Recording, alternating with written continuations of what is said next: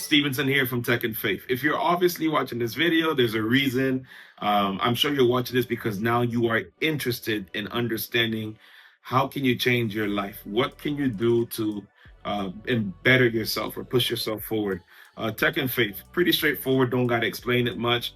Tech and faith, the composition, the combining them, the compound, putting them both together. Tech doesn't have to be isolated from faith. We can use that together in a way, not just to build our walk with the Lord, but to also help us to get into the marketplace, the business place, and all different areas. So this is what it's all about. In the next few minutes here, I'm gonna give you a rundown of what is Tech and Faith, how we're going to do it, what we are offering, what's going to happen, and how this will benefit you. This isn't about me. The Lord has blessed me. I've worked for some great companies. This is about you. What is the trigger? What do you have as motivation? You know what I'm saying? You wake up in the morning, you go to work, whether it's a dead-end job or whether it's a job that you love, or maybe it's a job that you love but you don't feel growth in it. There is an opportunity available here at Tech and Faith that can help you land a job in the career or in the tech industry that will motivate you, encourage you, and push you forward. Stay tuned.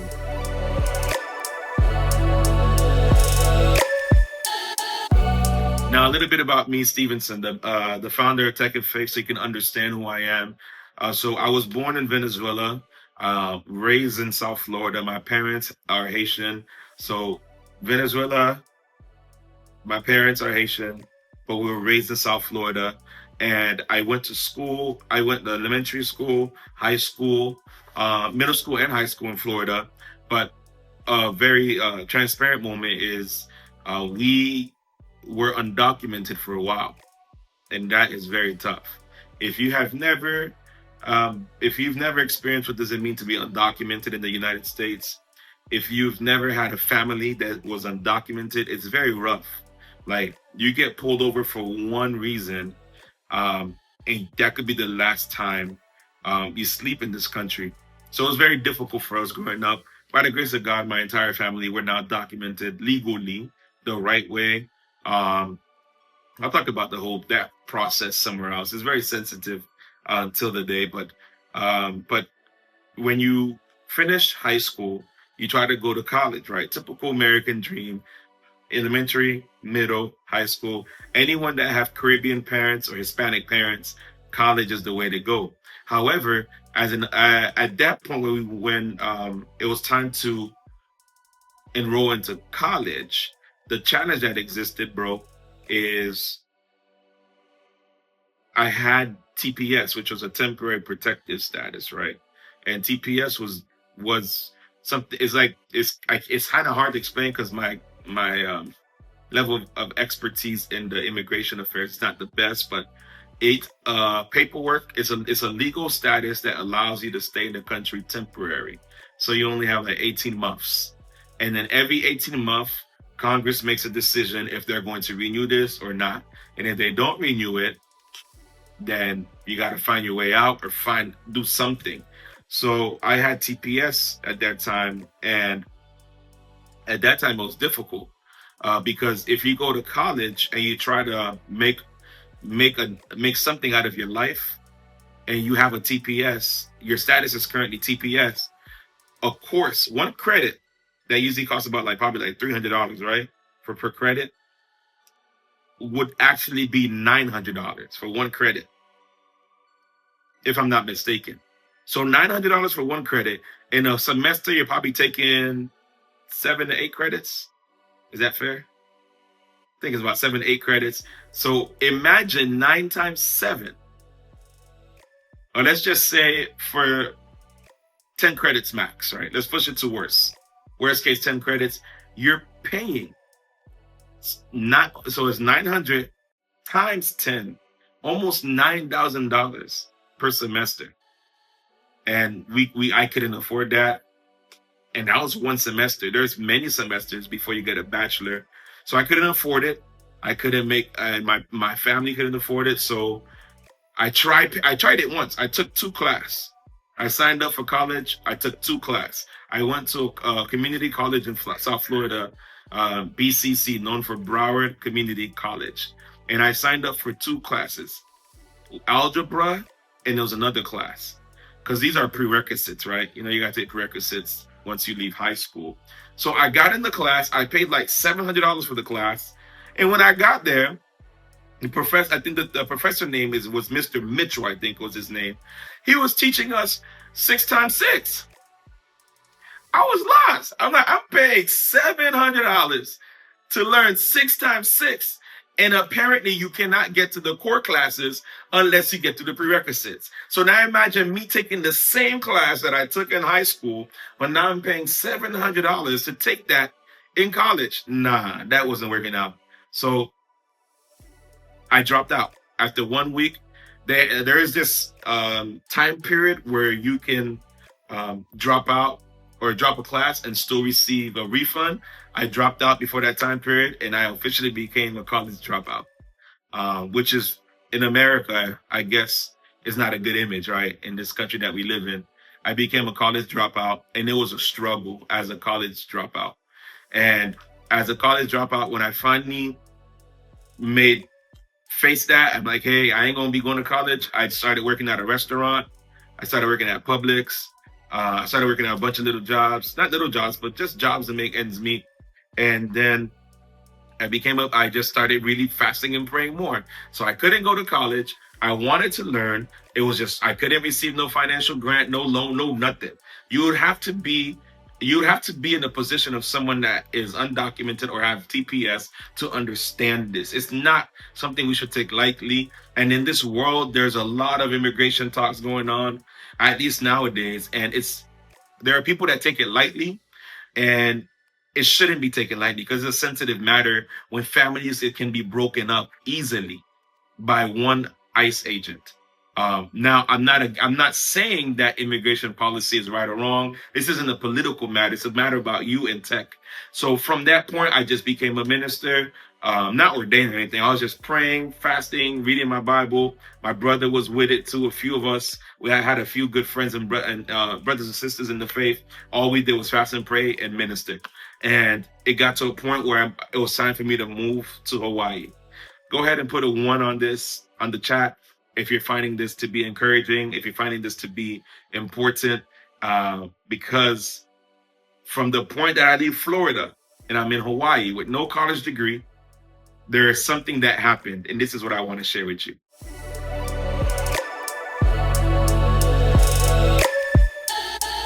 So now I'm in Hawaii. The Lord spoke to me and told me to move to Hawaii. I have no career. I have no, my highest level of education was high school. I didn't know Hawaii was an expensive place to be. If I had known that, there are certain decisions I would have made a little better, but I went to Hawaii with $250 in my pocket. Anyone that has ever been to Hawaii, $250 can't even cover a day in a hotel. So now I'm working a lot of dead-end jobs. I was a security guard in Hawaii for a company called, I forgot the company name, but they're the guys in the upper end mall, higher end mall. They wear the suit, the tie, and they cover the jewelry store. And you just stand at attention at this post, at this job. And it was disastrous, bro, like bad. Here's why it was bad. So legally at that time in Hawaii, if I'm not mistaken, if an employee would work if an employee works 8 hours, they're required by law at minimum that you give them a 30-minute lunch break. So my boss, remember, if you work 8 hours legally in Hawaii, you are entitled to at least 30 minutes lunch break. Typically, they'll give you an hour. 30 minutes is them saying, hey, this is the minimum. You got to give them a break. So what my boss would do, he would schedule me for 7 hours and 45 minutes of work with no break. And mind you, you're standing straight. The most you can do is open the door or you're standing. It's just a dead end job. It was frustrating. It was dead end. I didn't like it. Stand up straight, open the door, let people in. 7 hours 45. And what he would do also, he would say, "Hey, Steve, I know you need some money. We can give you an extra shift tonight." So instead of giving me 2 8-hour shifts, he'll give me two 7 hours and 45-minute shifts with a quick 1 hour to go eat in between. It was bad. It was bad. So I would work 16-hour days because I didn't know, I couldn't get a job in any career. I couldn't land anything. And my brother, my blood brother, know these things. These were sad moments for us. Like, but guess what? We made it work. You know what I'm saying? Whether it was bad moments, good moments, it doesn't matter. You the cards that were dealt to you, that are dealt to you, you got to make it work. So we made it work, but it was dead end. It was a bunch of 3, 4, 5 days of two 7 hours and 45-minute shifts. It was bad. And then I would have to take the city bus home at 11 p.m. at night because why? I couldn't afford a car. So one day I went to this church in Hawaii called Word of Life. And when I went into this church, I met a family that has blessed me, Leneki and Jana Howard. I love that family. They took me in. I was basically homeless at that time. I was staying at someone's place. They kicked me out. I had nowhere to go. I was on the streets with my suitcase. I got a phone call from somebody at the church, and they said, "Yo, someone saw you walk into the church that day, and they felt like um, they they feel like you're a good fit for their house to be at their place. So they're an available option." And I'm summarizing the story. And then I met Leneki and his wife Jana and his kids. I'm trying to remember the name. I think it's Hannah, and I forgot the daughter name. It's been a while. Forgive me, Lord. But then I met them. They took me in, and then I was part of the church community. So then it was a Word of Life is a mega church, like hundreds of members, thousands of members around the world. It's not a Hawaii church; it's a worldwide church that has at least, I can be wrong, 50,000 members. So then I walk into this church, and then they had a fellowship event with small groups. Y'all know mega churches and small groups. So then I went into the small group, and then we had a get together, and I sat next to a gentleman in this small group. And we were just having conversation, casual conversation in the small group. And then he asked me, "What do I do?" I'm like, "Yeah, man, I'm a security guard at the mall, and I don't really like the job, but it gets the bill paid, so I'm happy. I thank God that I have a job." But I told him I know God has a plan for me. God wants to do great things through my life. I know He has called me. Many are called, few are chosen. And then he said, "You know what? I'm gonna give you some advice." He says, "You should purchase a Cisco book, and then purchase 2 books, take the test that is associated with the book. I will send you some material to study. You'll get certifications, and then these certifications will land you a job." It was the first time in my life that I've ever heard of something called net IT certifications. And this guy, if I'm not mistaken, his name is Aaron, if I'm not mistaken. He was high rank in the U.S. Army as I think he's director of IT, Navy, and I think he's Air Force. I think he's Air Force in the IT, very high level. I don't remember the title, and I don't want to give a wrong title. He might be watching this sometime in the future and realize I gave a wrong title, but he was high up there. He ran the IT department for the U.S. Air Force are the folks that in the plane, right? Yeah, Air Force. And I received wisdom from someone that worked in the tech industry that became high ranked just off of certs, if I'm not mistaken. So then I went home, ordered the books, made the purchase, brought a few notebooks for 9 months in Hawaii. I went to work. I didn't work. I stopped working double shifts, and I just studied all day. Now my job in the tech industry became good. And my job in the security industry made sense. A security guard, because why? Now I was studying on the clock. I would bring a small little notebook, and I'll write notes and study. So now I'm excited. I'm studying, self-study. I couldn't afford college. I couldn't afford a mentor. I didn't want to hit up this brother that helped me because I didn't have money to give. But I just studied dedication, discipline, and devotion. Three is dedication, discipline and devotion. I did that for 9 months straight. Took my first certification, Cisco. It was ICND1, and then I took the ICND2, and I landed a job in the tech industry for the first time. I think it was, I worked for a contract agency that time. I was getting paid $25 an hour. $25, entry level. $25 just for 2 certifications after 9 months. This company called Black Box, they hired me, and I worked at a hotel. I'm doing a bunch of telecommunication stuff there. While I was there, I discovered something that's great. This is what I want to share with you.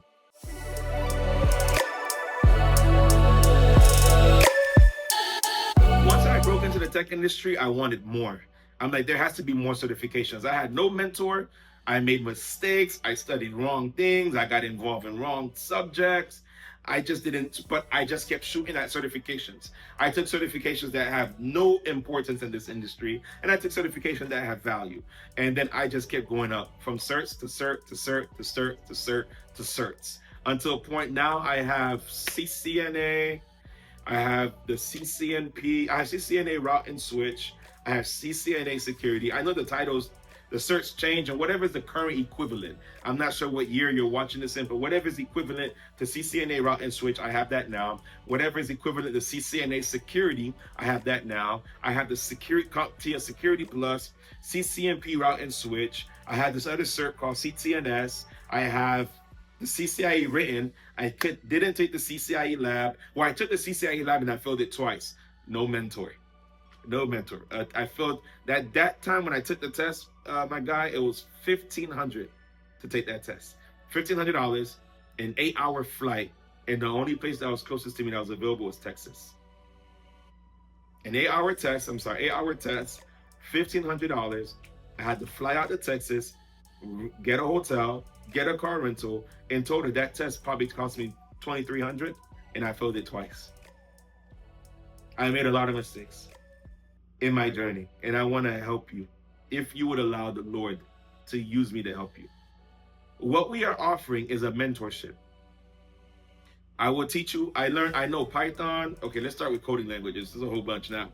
Let's start with the bottom. Lower. HTML, CSS, obviously, JavaScript, Python, MySQL,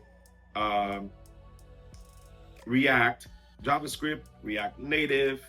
Let's keep going. Linux, of course. I told you SQL, Mongo's database. It's a whole bunch. I'm just going down. I'm going what we call the mean stack. Mean, MEAN stack. I'm just going down the whole coding language. What else I know? I said JavaScript already. Obviously, Django. Django's a big one. A little bit of Flask. I think that's it's a whole bunch. But I want to teach you and mentor you. Tech and Faith, I am not a typical college teacher. And I'm not even going to try to persuade you to do this. I'm just giving you the information. The reason why I'm not going to persuade you because your finances, well, we'll talk about the finances at the end actually. Your contribution for this course, it's nothing compared to the money you can make. I'm going to post something in the chat, in the comment in a few. Click on that link. Look how much Netflix is starting software engineers. I made mistakes in the past that if I had someone to guide me, at minimum, I'd be making $800K a year. But by the grace of God, I have in the year of 2025 now, which is when this video, in this current year, 2025, I have about almost 18 years of experience in tech. With 18 years of experience in tech, if I had deployed that to the right resources and the right venture and had someone to guide me, I would be making $800,000 minimum. I know guys in the tech that's making mil up. And I have more knowledge than them. It's just that my time that the knowledge that I have, I didn't invest it into the right track. So what do you want out of this? If you're just doing this for money, you can literally, it was nice knowing you. Like the video, subscribe. I'll see you next time. This ain't for you. It's not about making money. It's about You want to do something that you love, something that you've been doing either for your family. If your family calls you and like, hey, can you fix my iPhone? Can you fix my computer? Can you fix my laptop? Can you? It's like you're the fixer guy for tech stuff. You should get involved. And the thing I learned, bro, is that college isn't for everyone. I'm not shunning college. I'm not disgracing it. I'm not minimizing it. My wife graduated from a university in Georgia. And I'm surrounded by people that have college degrees. It's a great accomplishment. But genuinely, there are people out here that wants it, a college degree, but they're just not book smart, or they don't want to spend hours reading, or they might not have the finances for it. So Tech and Faith is a mentorship program. I will not baby you. I will teach you how to self-study, and I will help you get certified. I won't give you the certifications. I won't give you a job. And I won't baby you. If you want to really dedicate time to master the tech world and to be good at it and become a self-sufficient in the areas of your growth, Tech and Faith is where to be. We got folks that came in with no tech skills at all, and now they're thriving. I mentored folks since 2015. I've been mentoring folks 2015, I've been mentoring folks in tech. I've made it official around 2019 or 2020, I don't remember, to officially start mentoring people. Until then, I never pushed videos or marketing, because why? I know what I'm offering. And if I can just find one person that's dedicated to the cause, I will take my time, invest into this one person, and I will sow into them mentally, of course, and educate academically, and support them and help them. Now, as I said, I can't guarantee you a job. If anyone in America says they'll guarantee you a job, it's a scam, because it's just not. No one guarantees a job unless your family owns the business. You know what I'm saying? Or else they can just pull the plug, like, hey, we found someone better. So I think I answered a lot of the questions here. The finances will come up in a few. I'll close off with the finances. But yeah, Tech and Faith. We'll meet up once a week. I'll give you homework. I'll give you assignments. I'll give you hands-on projects. This ain't no sit here and read a book and write 10-page essay. It's all hands-on. I teach. I can get. I mentor in the A+, Network Plus, Security Plus, Cisco certs. I don't do anything cybersecurity. I personally don't like cybersecurity for many reasons that I don't want to talk about on here, because maybe you have a family that is in cybersecurity, and I ain't trying to be that guy that told you that cybersecurity is kind of not the best. But hey, to each their own, right? I don't do anything Microsoft. I don't like Windows or Microsoft. It's just, I don't like it. It's Microsoft. I remember one time I was working for this company called, it was a bank called First Hawaiian Bank, and I was an on-call engineer, bro. And they would have me go home with a work laptop, and it's a Windows laptop. So I go home, I'm on call, I'm eating dinner with my wife, and then I get a call from the job. Hey, a system's down. Can you log in to fix it?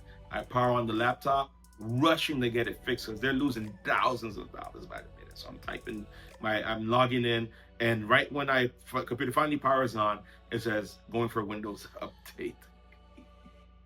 Anyone that ever experienced Windows updates, the only way you can factor how long it'll take is if the Holy Spirit tells you.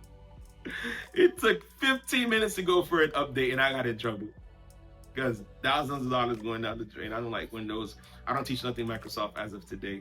Maybe in the future I do. If I do, I'll put in a comment. I teach Microsoft. I don't. But coding, Python, web design, mobile app development, software engineering, software languages, I'll teach you all that. I'll probably just put a link in the description also about just an image of the languages that we teach. But you can choose what you want to get involved in. I'm not here to keep you tied to Tech and Faith. We just want you to be able to provide for your family and be happy, expand your career. I have about 4 mobile apps in the store as of 2025. I have plenty of software that have released that's thriving successfully. I'm currently getting involved in robotics, you know what I'm saying? So it's a lot of good things. But at the end of the day, if I have to persuade you to do this, then you're not. You should enjoy Netflix. I tell my mentees and my students this. If you join the course, entertainment doesn't exist for you for about 12 to 8, about 16 to 18 months. Throw your PlayStation out the window, Don't throw it out your window, actually. Don't do that. Throw your PlayStation out, throw your ESPN channels, sport channels out, deactivate Netflix, Hulu. You're locked and loaded for the advancement of your family, for the advancement of your future. If you want to make six figures, you want to get to the seven figures, especially if you're young, tech and faith is the place to be. Tech and faith, tech and faith, tech and faith. I want to help you, but I won't push you, I won't force you. And now let's get to the money, right?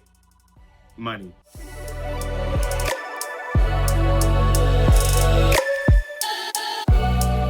So now what the costs? So the cost for this program is very minimal.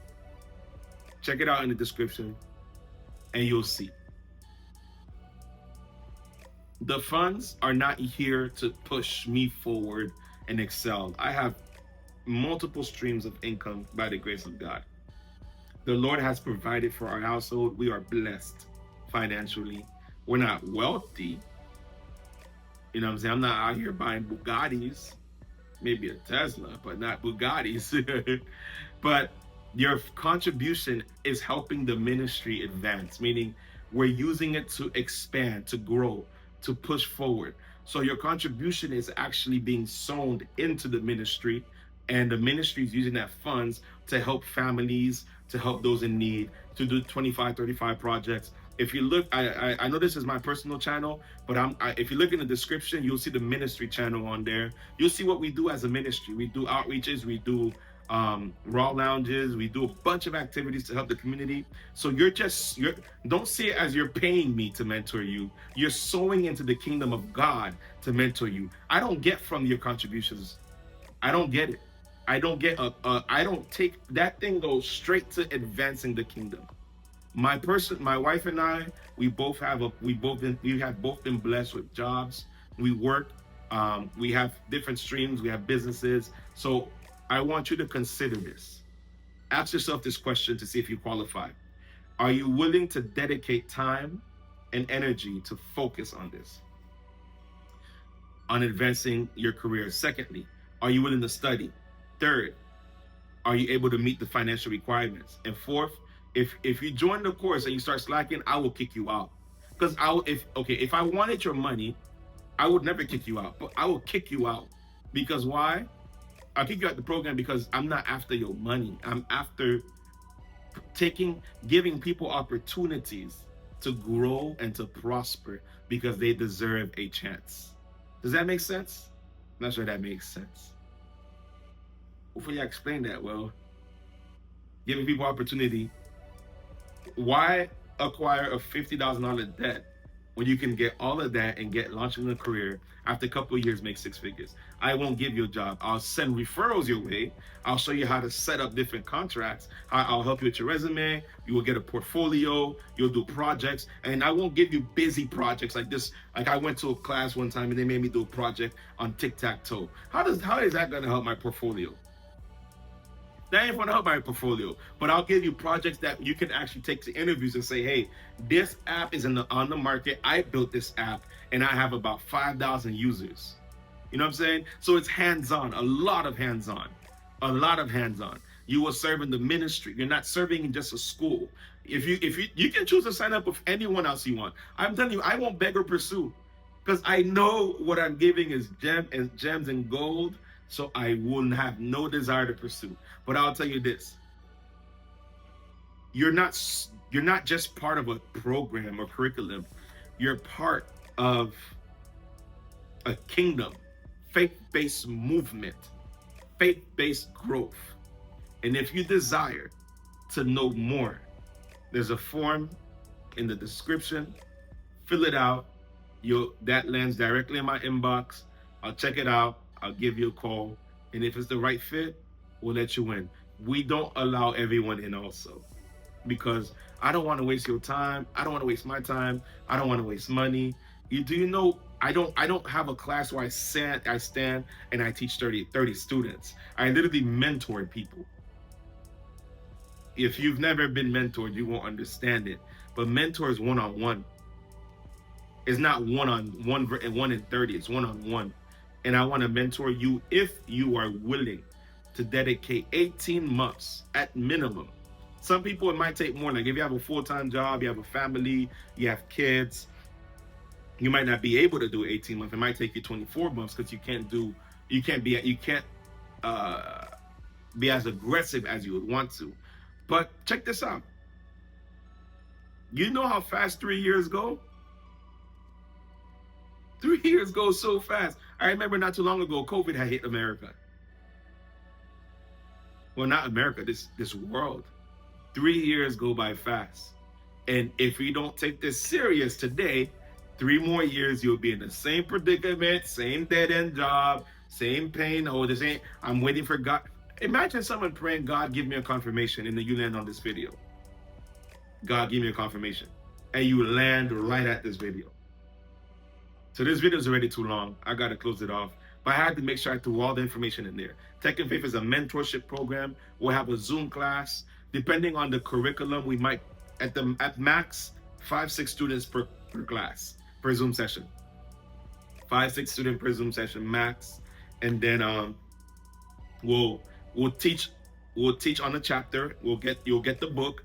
I'll teach you the chapter. You'll study the chapter. You'll take the book assessment. I will give you a Tech and Faith assessment. You have to score 80 minimum on my assessments because I make my assessments harder than the book assessments or the actual test. Why? Because if you can't pass my test, you about to go waste money taking the certification. You know what I'm saying? So I make my test difficult. We'll join the Zoom. I'll teach you the chapter. You'll ask your questions. You'll get your one-on-ones. You'll study the chapter. You'll take the assessments. You will take my assessment as part of the Raw app, which I'll put in the link you can download. It's a free app that we developed also. Actually, I'll put a link of all our apps so people can see what we're doing. That this ain't no phony, scammy nonsense. Like we're developing stuff. And then once a week, we'll keep meeting up. Once a week, we'll meet up. And then if you follow the curriculum that I have in place for you, you'll go pay for your certification. You'll take the test. I can't say you'll pass. I'll say I'll give you all the materials you need to pass, but I'm not about to guarantee you that you'll pass. That's up to you, your studies, and God. And we'll pray together too. There are times we have sessions. We don't even talk tech. We just talk life. Literally, we're talking about life. That's all we're doing. I have sessions almost 3 times a week, bro. And I'm not getting paid for it. It's just pushing the kingdom forward. And these sessions, they're supposed to be only 60 minutes.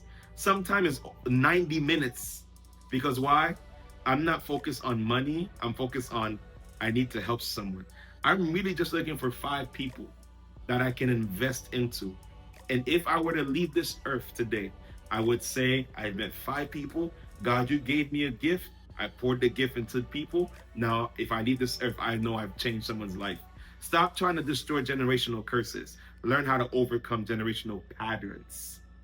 Meaning, if poverty is in the family, it might not be a spirit. It might just be discipline. Poverty is in the family. Everyone's working low-end jobs. Everyone can check the check. You trying to cast out a demon. It's just discipline. You need discipline. And discipline is coming to you through mentorship. Be the first millionaire in your household.